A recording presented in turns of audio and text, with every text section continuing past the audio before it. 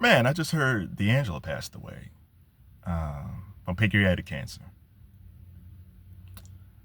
Man, it's shocking. I'm shocked and I'm not shocked. I'm shocked because D'Angelo was so young, but I'm not shocked because Gen Xers, we're here now. We're here where a lot of our favorite people from the 90s and the 2000s are just gonna pass away unexpectedly. You know, we're where our parents were back in the 90s, where they saw people from the Motown era and people from Stax or cities R&B just pass away. So we're here. Um, it's hard to tell Gen Z how important D'Angelo was, like back in the 90s. Now, if we go back to that time period in the 90s, there was nothing really wrong with R&B. It was kind of sexy, but it was a lot of sexual overtones in a lot of that music. But it was great. You had Jodeci, you had Boyz II Men, you had Mary J. Blige, you had R. Kelly, you had Joe, you had Faith Evans. Like it was Mariah Carey, Janet Jackson. Like there was nothing wrong with R&B. So it's nothing like, oh, it's like, oh, I wish R&B was different. Like no, R&B was great. And then out of nowhere, we hear these keys that da-dum, da-dum, and there's this Brown Sugar video by this guy named D'Angelo. And it's shot in a cool club. It looked retro. It was like a jazz club. You had young people and old people in the video, people having a good time. And a guy with cornrows playing the organ. Talking single like this, oh sugar, when you come to me. It's like, who is this dude? Now, we didn't know at first that the guy named D'Angelo was the same guy who wrote You Will Know. For, I think it's Black Men United. I think that was off the the Jason Lyrics soundtrack. We had a who's who in Black R&B male singers. Go watch You Will Know. So D'Angelo wrote that. And then we find out that he's this guy on these keys. And he was the first guy with the cornrows. It wasn't Allen Iverson. It was D'Angelo. He's the one that brought back cornrows. And Brown Sugar was the song that we didn't know we needed.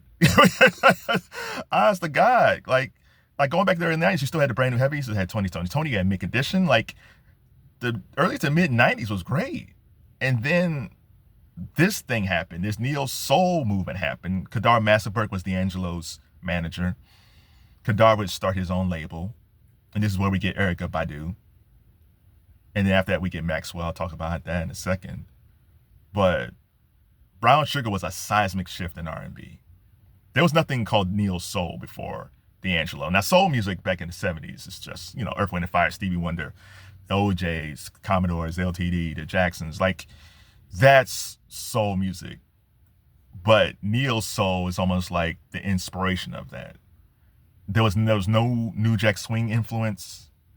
It was its own entity. And D'Angelo didn't sound like anybody. He didn't sound like R. Kelly. He didn't sound like Casey and JoJo. He didn't sound like Boyz II Men. He didn't sound like Stevie Wonder. He had his own unique sound and style. And the video was wonderful. And then the album comes out. We get Lady. You're my lady. And then we get the remix with Erykah Badu in it. Oh, I love Erykah so much. I love Erykah. You get Lady. You get his remake of Cruising by Smokey Robinson. You have Me and Those Dreamy Eyes. Oh my God. The young kids always talk about a vibe today. It's like everything's a vibe. Like they want a vibe in R&B. It's like, no. I don't know what y'all doing in 2025, but 1995, 1996, 97, that was a vibe. That neo soul era with D'Angelo, Erykah, and Maxwell, that's a vibe. Erykah drops Baduism, and then Maxwell drops Urban Sweet Hangout. And he wasn't part of that tree with D'Angelo and Erykah, because Maxwell made that album years prior. It was just sitting on the shelf. They didn't know what to do with it. We're in the midst of like Boyz II Men and Jodeci and New Jack Swing, post New Jack Swing, because we Blackstreet and all that stuff, and they didn't know what to do with Maxwell. And then D'Angelo drops Brown Sugar and changes everything. And then we get Urban Sweet Hangout, which is still one of the greatest albums, along with Baduism and Brown Sugar, of three of the greatest R&B albums ever. I don't know last time you can look at R&B where you have three people in a row who are musically so different, similar but different, but icons at the same time. People call people icons all the time today. No, those people, D'Angelo, Erykah, and Maxwell were icons on their debut album. And those albums still stand the test of time like 30 years later.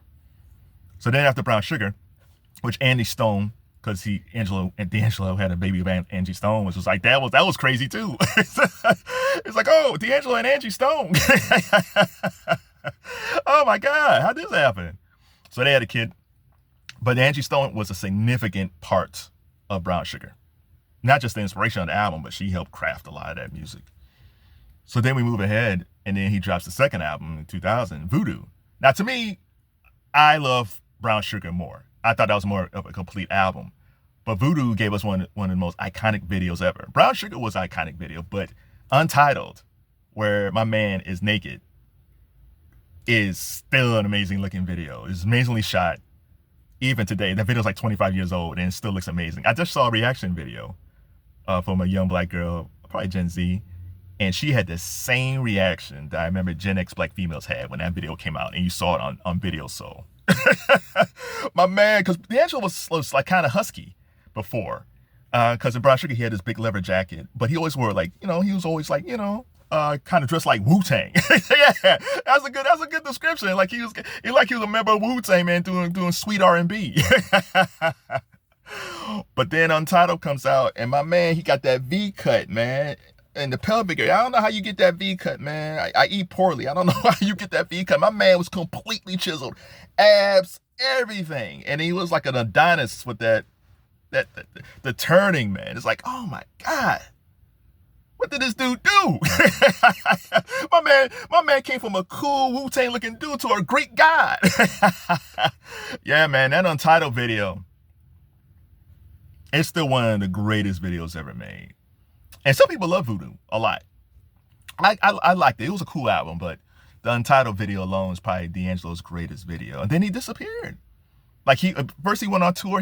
I went to his tour.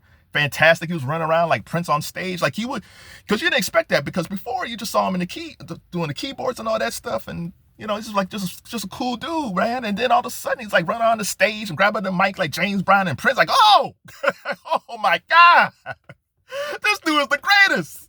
And then after he finished that tour, he had a song with Raphael Sadiq, because I think he was working with Raphael at the time. And then he just disappeared. He totally disappeared. And then at this point, we're in Neo Soul 2.0 with Floetry and Raheem Devine and Music Soul Child. Like, Erykah and Maxwell still around, but, in the 2000s, we get Neo Soul 2.0, N.E.R.E., Alicia Keys. And then he just disappeared. Now, he would pop up years later, a swollen D'Angelo, but still cool. And he came back for a minute. And you think, oh, wow, D'Angelo's coming back. Man, we'll probably get new music. And then he disappeared again. And then March 1st, 2025, Angie Stone passed away in a bus accident, which we still don't know what the hell happened with that. Like, it's still mysterious. Like, we still don't know what happened with that bus accident. And now we have D'Angelo passing away. I don't know where we would be musically in R&B without D'Angelo. There's no equivalent of him today in R&B music. There's no D'Angelo, there's no Erykah, there's no Maxwell. And D'Angelo kicked everything off. So rest in peace, D'Angelo. He died from pancreatic cancer, so make sure you get yourself checked out.